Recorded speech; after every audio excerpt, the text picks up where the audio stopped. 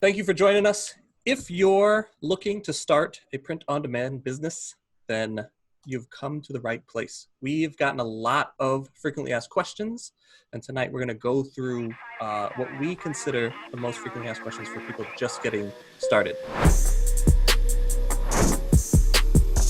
We have started this Wingman University channel to help people build print-on-demand businesses and add additional income streams.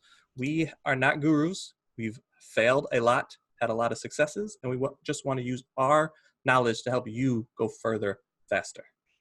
What should I focus on when getting started? Leaning on whatever skills that you feel you have to start with. Me, I know, because I've been selling online for a long time, I'm better at the data and analytics. I know Nathaniel is the complete opposite, where art and his style is a lot more of his skill set. It might be hard if you're just getting started because you have to learn everything, but learning one or the other to focus in on is where I would suggest focusing your efforts. Like more than like what product should I have or what platform or niche should I go after, building your skills is what your main focus should be when you're getting started. And then once you kind of have your feet under you and then leaning into the thing that you feel you're better at, and then slowly adding additional pieces to your business. Don't try to overwhelm yourself. In the beginning, you will feel overwhelmed because there's so many things to know, but just slowly pace yourself and pick skills to start with to get better at in the beginning. A lot of these questions, it's hard to give like general answers because I think the thing, and I've said this a lot, the thing that I love most about working online is, and particularly with print on demand, is that we can use the skills that we personally have. So instead of trying to force you into this is exactly the business plan that we have laid out for you, it's more like think about the things that you like to do, because that, like Stephen said, is going to help you be more consistent. And that consistency is what's going to allow you to actually expand your business and see some growth over the years of doing this, rather than just, that was fun for 6 months and then I'm never going to touch it again. We're seeing people say like, hey, I'm finally having sales on merch, but how do I know what to do next with those sales? Yeah, I guess this one is a little longer to answer because there's so many things to take into it. Valleys you could go down. Yeah, but I would say either one, merch or KDP, it's a little difficult to know what like the next right step is because there's not a lot of data or analytics. This is why I'm loving YouTube right now, because you can dig in and there's all kinds of like micro data that you can look at and get a better feel for what actually helped make that video go a little bit more viral than the other ones or get a little bit more traction. With merch especially, the analytics in there are not good. Like you can kind of see your sales, but you have no idea with the like 80% of the other stuff that didn't sell, why didn't it sell? Like, what did it get ranked at least? Were people seeing it? Did they not like the art? Like, that's all stuff that you kind of have to do manually.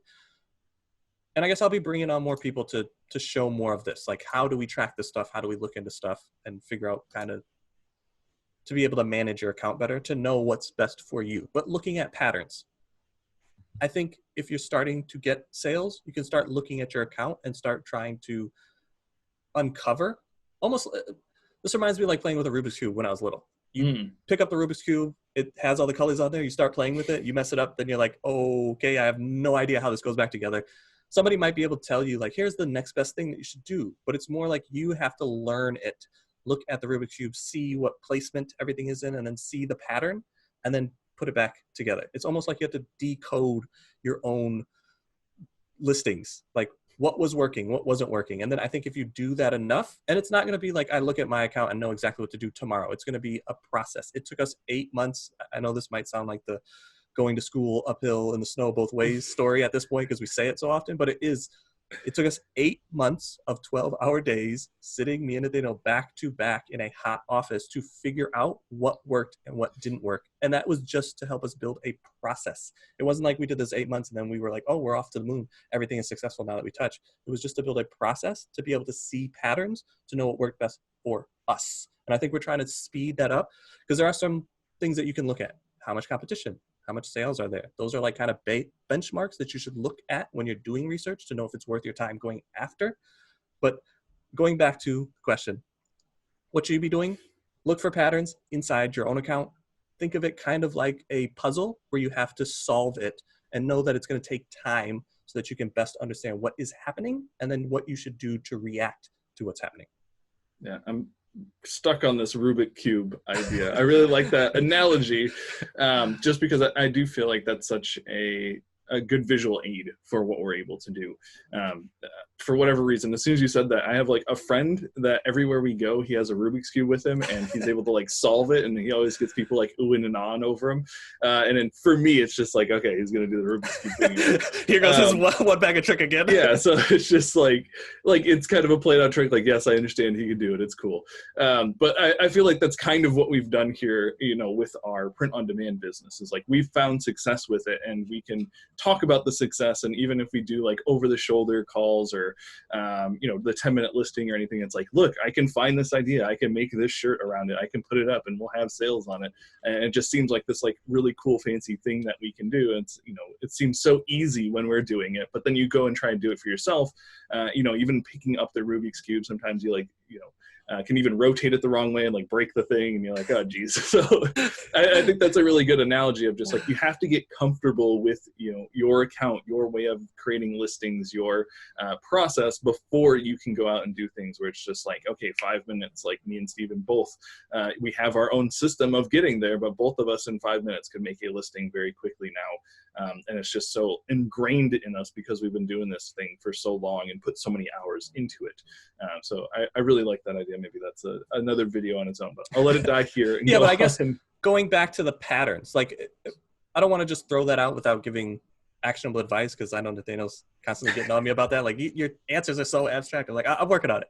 But I think to look at your own listing and see like what colors are selling best for you, what sizes, what niche are you going after? Can you decode your own listing to find the keywords that you think people were going to your listing and finding? Is it more men's? Is it youth? Like just looking at your account and just trying to put the pieces together. It's not easy, especially in the beginning, especially because on merch sometimes, like if multiple sell, you have to actually open up the drop down bar and then like look actually into it to see all the information. But I would say for us, merch, more black shirts are sold on merch. Other platforms that we sell on, other colors are stronger, along with like the style of art. Is it text-based? Is it text and a design? Is it full design? Like just be able to look at your account objectively and see if you can find patterns in what's selling for you. Yeah, Michelle's saying in chat that the modern Rubik's Cubers use algorithms. Yep. And so that's kind of the similar thing that we can do with our businesses. We can look at it and say, oh, because it's doing this, we now understand what's going on. But you kind of have to get there and practice putting those listings up and seeing results and all of that before you can fully understand the big picture that's going on there.